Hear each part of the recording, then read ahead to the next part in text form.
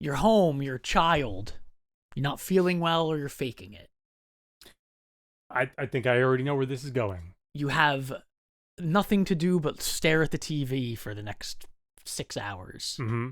What game show would you be watching? And just to broaden it even more, not just when you were sick, but game shows from the 80s, maybe early 90s that you were big fans of, even if they were shitty. Now I do have to point out that this is the kind of thing where like only people above a certain age will even like relate to this in the slightest, because that's not a thing anymore, is it? No. Like, because even like kids staying home from school, I'm sure obviously they watch stuff, but they're not just idly like, well, whatever's on TV, I'll watch that. And you know, back in the day when we were kids and we were homesick from school, we really only had like daytime. We had soaps, daytime talk shows, and game shows. Right. Once you got past the morning, because in the morning you could watch like I remember there were morning episodes of Gilligan's Island. Yeah, there was Leave It to Beaver and some stuff like that. But yeah, but in the middle of the day, that's all you had. You had until the afternoon came. Like you couldn't play video games because you were sick. So like I wasn't allowed to play video games while I was sick because I'm sick. So why are you playing video games? But I could lay in front of the TV. Does that make sense? It doesn't make sense to me, but that was like the rule. I mean, it makes sense, but it doesn't make sense. Right. Yeah. So you had to. Though when I was homesick, it was with an empty house. We were one of those households. So you had full reign. Yes, exactly. So if I wanted to play video games, I could play video games. Though I don't know that I typically did, because I remember watching a lot of this. Yeah, because they were good. Yeah. They were entertaining. Yeah.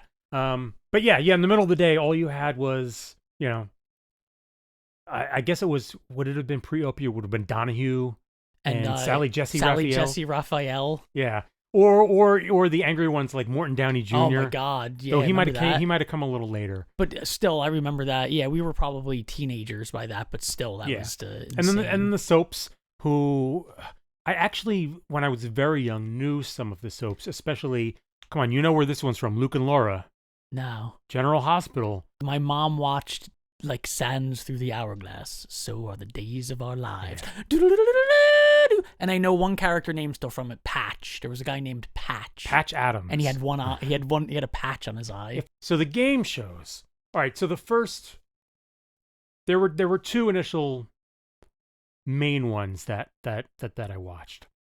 And the one there's not really too much to talk about, but I always remember liking it a lot because it was fun and exciting and it had a great cartoon character, and that's Press Your Luck. Yes. Which a lot of people refer to as the Whammy. That for years that's all I remembered it as. Which was no whammies, big bucks, stop! Whammy. Yeah. Stop at our great show, my favorite at the time. Yeah. But I went back to watch episodes and it's boring as hell. Is it? For them to gain to be able to play the board. Right. They had to answer questions. That's what I don't actually remember what the game was. I remember there were like it was like a board. Yeah, it was sort of like a board game board, like an old school style board game board with squares around it, right? They would say like, what percentage of whales eat krill? And then someone just rings in really quick and they just give an answer like 20%. And then what's his name would be like, is it 20%? Is it 40%? Or is it 50%? And then the other two people have to either agree with the guy or go with the other two answers. Which is weird because the person giving the answer has to be sure that that's exactly the answer on most of the questions, or they're going to be wrong. And then if they're wrong, then what happens? They don't get any votes. They don't get to press their luck. They don't get enough, to. If they guess it right exactly, I think they get 3, and the other 2 contestants that go along with it or also get it, they get 1. Okay, so that's how they get the opportunity. Yeah, to so press. then it would go to the commercial and come back, and that's when they would all like, okay, Jim, you got 3 spins, and then Jim spins and he's like, are you going to press your luck or are you going to pass your spins to so-and-so in hopes that they whammy out and they lose their money? Yeah, because the spins were about like trying to land on money, cruises, and prizes and stuff. But if you get a whammy, you lost everything. And if you get 4, you lose, you're done. Hence pressing your luck. Yeah. Oh, it's a double meaning because they're pressing. They're literally physically. So that's gonna That's real loud. that's gonna be terrible on the I'll have audio. to lower that. Yeah.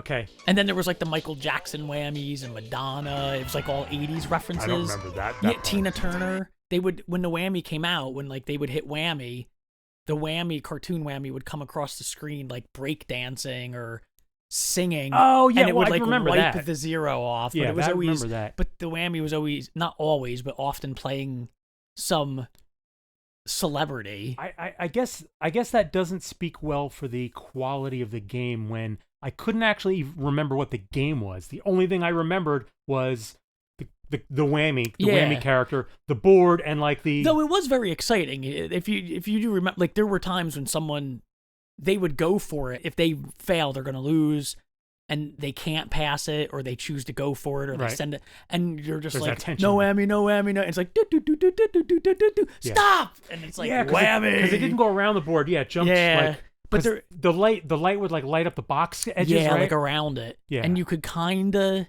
if you watched it a lot.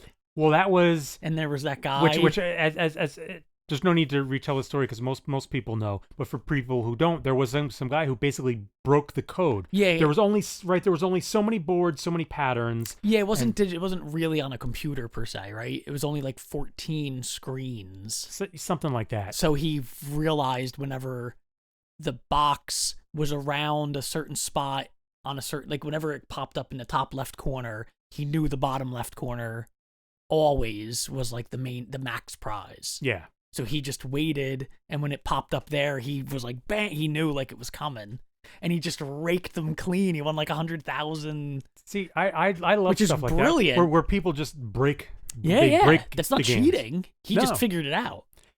It's not cheating, though. Isn't it amazing that if you go to a casino and you're really good, yeah, if you can count cards, like why is it illegal for me to count cards if I'm good at being able to pay attention to the card count? That's not why is that illegal? Exactly. Isn't that part of the game? Yeah. Isn't that part of the game? Get the hell out of here. Get out of here. It's like it's a legitimate strategy. Yeah, those MIT kids did that. Oh yeah, so that just like counting cards, just like counting the board. Yeah. That's a strategy. That's legit. And to tie that right into the next one that we're going to be talking about, because it's the other one you probably watched every time. It has to be. We'll see. It has to be Bob Barker. Oh, yes, right. That's absolutely the one. I mean, that is the stay-at-home sick show. That was going to be the one where, I initially said there was the one that was sort of forgettable and light, and there's not a lot to talk about, and that was Press Your Luck. But then there's The Price of Right, because that was like the mainstay. Yeah. Still going with Drew Carey now, yeah. right? I like Drew Carey, or at least I did like Drew Carey, but I've seen clips of him on it, and it's just sort of like, he maybe you need to be 12 and sick. Maybe, but if you grew up with Bob Barker, like I found a YouTube channel. It's The Price is Right, the Bob Barker years. Mm-hmm. So it's all the episodes. Really? With just him. That's cool. Going back to like the 70s. Okay. And he is the best game show host in the history of the world. He was amazing at that show. He's my favorite. He was great on the show, and I loved the show. Yeah, the show was just a plinko and a yodeling, like all just, and the fact that he always wanted everyone to win. Like I've been watching him recently where there would be a mess up, like someone would screw something up, and he's like, "Well, I guess I got to just give you the prize then, 15,000." Like just, I don't know, he was just great at it. And it's all so exciting now. I don't have the heart to tell her she's lost. We'll give it to her anyway. Yeah, it's he made it fun. Just the whole way the game worked. The chaos of it all. Yeah, everyone in the crowd has an opportunity to play, which is yeah. cool, super fun. You know who was in the crowd at one point? Aaron Paul, who played Jesse on Breaking Bad. I always like the bidding stuff was pretty cool. There's like some strategy there. Yeah, there's always a person that would bet like $1 or $1 more than the last person, or $1 less or whatever, and all that crazy stuff. Because it was, getting the closest without going over. Yeah, which to was the a point big deal. where that was at least I think relatively unique to that game. But later on in life, did you ever find yourself using that same system for other stuff? Like, you have to get this number without going over. I mean, as kids, we used to do that. Whenever we were playing some silly game, it was always like, no, but you can't go over, because it makes sense. It stops ties. Because I remember one time we were playing a game with kids and it was like pick the number closest to whatever, and someone, it was 50 and someone picked 51 and someone picked 49. Right. And we're like, and then, but if you say without going over, it kind of eliminates that chance of a tie, cuts that off. Oh yeah, I which is why they do it, right? Because you can't, it just stops ties. If you eliminate the high numbers ever all the time. I don't know what their logic was. Maybe that was their logic. I think that's why, because it I just don't know. stops ties from happening. But yeah, the mini games were there. Plinko, of course, remember Plinko. There was a golf putting, like a mini golf game, right? Yeah, hole in one or two. But the big one that, of course, everyone remembers. The most fun was when they got to spin the wheel. Yeah, that was like the in between. Like Plinko was the game you played, and then everyone got to spin the wheel. The 3 contestants that got on stage that day. That was the inspiration for Mad Max Beyond Thunderdome. The wheel. That's right. The 2 men enter break 1 the man. deal. Spin the wheel. Spin the wheel. Oh yeah, with the yeah. When he gets the thing put on his head. Who run Bartertown? Master Blaster. Yeah. And the wheel, right? It's all black and white numbers, but then there was the 1 green, and then there were the 2 reds. Yeah. Right. And there was a white, right? Or no, you was all There's black 2 and white. greens and then the red one, and there's the $1. If you get the $1, you win $1,000. And then then you get to spin again. And if you get one of the 2 greens, you get 5,000. Additionally, if you get $1 again, you get 10,000. I think it was so you win 11,000 total. It was definitely on Drew Carey's, but there was a big first with that, and I think it was like they spun 3 greens in a row or something like that. I wouldn't be shocked. It was some like I just remember like historic for the show. Like, it never happened before, and was this. That's what they have on the YouTube channel. The Bob Barker one is there's always like there's the one section. It's like first time ever. Someone got the $25,000 Plinko, like the chip in the middle every single time, or all the screw ups and everything. Yeah. That was the one. I mean, there were some others that you watch when you were homesick. Maybe some Family Feud, of course. Well, now then this is the thing. Family Feud was an evening. Was it? Yeah, Family Feud was on when like an after hour, that was like an evening. But there weren't reruns on during the day. There might have been reruns in the day, but I remember watching that like with my parents at the end of the night. Okay, $20,000 pyramid, which was also like $50,000 pyramid and $100,000 pyramid with Dick Clark. Yeah, I that was one of the ones I feel like only vaguely remember. Yeah, you only watched it if you were like, this is all it's gonna be on. You know what I did like, even though they were all shitty stars? Hollywood Squares. Hollywood Squares was great. Yeah, Hollywood Squares was more of a comedy show. Yeah, it was all about the celebrities. Nobody really cared about the contestants. Yeah, it was about the jokes. And of course, there were some lame ones, which I don't know if they were on during the day, like the dating game and the newlywed. The dating game, the newlywed game. I never watched those. That was too. They were icky. They were icky. They were icky. Win, lose, or draw. Yeah, only by name. If I saw some of it, I might remember it. Here's an old one that I remembered. I forgot about it. Remember Card Sharks? They would like flip the cards. There was like giant playing cards. Yeah. And they would like flip them over. There's another one. Never really got into it or watched it. One that I almost forgot about. Another one of the only other shows where all the contestants could be on the show. Like there was a chance. I don't. Wore funny costumes. 3 doors to choose. Do you pick door 1? Do you pick door 2? Or do you pick door 3? What do you call it? Let's make a deal. Yeah, that's right. Yeah, Which was like, I think the show itself was older than us, but they used to play reruns, I guess, when we were a kid, because I don't think it was being made when we were a kid. I remember that show being so weird. Everyone would be all like they'd be just dressed up in crappy costumes, and the only thing donkey. The only thing I remember about that are the doors. Yeah. The doors and like the inevitable disappointment when they didn't pick the car or whatever, the kitchen set or whatever it may be.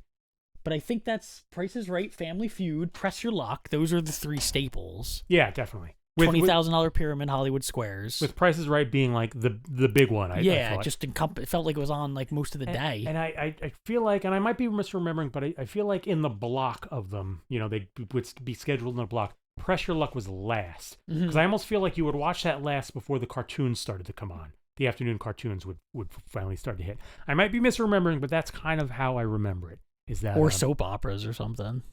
Yeah, maybe there was a gap between the game. There was a shows gap. And yeah, there definitely was a gap because I feel like 12 like noon, 1 p.m. is when the game shows ended, and then there was like Oh, because maybe that was the time, like when I was done lounging around watching the game shows, you had that little gap. So that's when I would clean up my mess just enough so that I can watch the cartoon, so that when the parents got home, it wasn't a disaster. all the cereal bowls and. Oh yeah, exactly. I mean, that's the best part of being home was eating too much cereal. And you didn't watch a lot of Love Connection or the dating game? No, I didn't watch that. Really? crap. Not even if they were just on? Nope. Not at all. 2 and 2? You don't even know what that is? Nope. Hmm. I mean, I'm familiar with the shows, Yeah, and of course yeah. I've seen, like, the many famous clips of, the double entendres and that sort of thing. But no, as a kid, like, I wasn't interested in that. I just always found them fascinating. It's such a weird, like, being a kid and watching people going on, like, being put on dates. In the butt? Yeah, that's the, Love Connect? That's the... I think that was... No, that's the Newlywed Game. Yeah, I think that was the Newlywed Game. That was a weird one, too. Yeah. That was a weird one to watch as a kid. And the thing is, those game shows, I don't know if they still exist now, but basically now they are all under different names, party games, board games. Right, that you get, like drinking games for parties and stuff like that. Like, oh, here's racy questions to ask one another and stuff like that. So people still play versions of those games on a regular basis, just, at home with their friends after 7 cocktails. I still like the idea of game shows. Mm-hmm. They just changed. They changed from the style of them. They became more serious in some kind of way too, or like the ones that we grew up watching were they seemed so chaotic. Yeah. And then they became polished by the late 90s. Well, and then into the 2000s. They also got replaced by all those competition shows. So the Fear Factor and all that stuff. To some extent, but also, like American Idol and Who Wants to, So You Think You Can Dance. Yeah. And Who Wants to Be a Something or Other. I do like the idea of the Are You Smarter Than a Fifth Grader?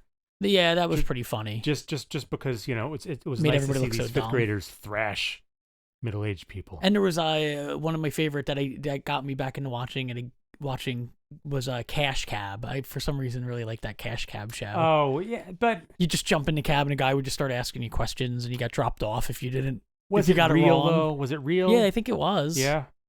I mean, I'll accept that it was real, but with stuff like that, I'm always a little bit skeptical. I mean, I never read anything about being fake. You just probably didn't look into it.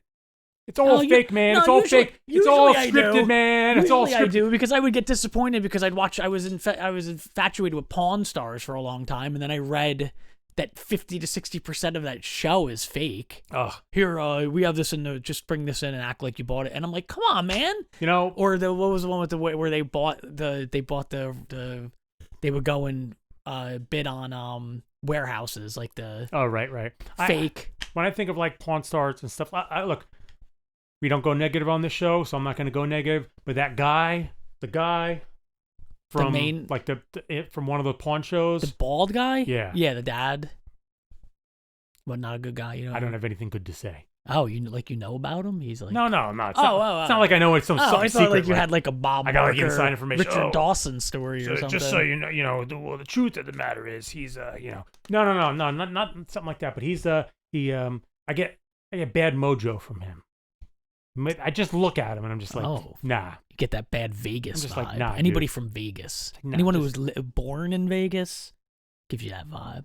You think so? Maybe anyone who was born in Vegas is just naturally, instinctively in their DNA, criminals. Yeah.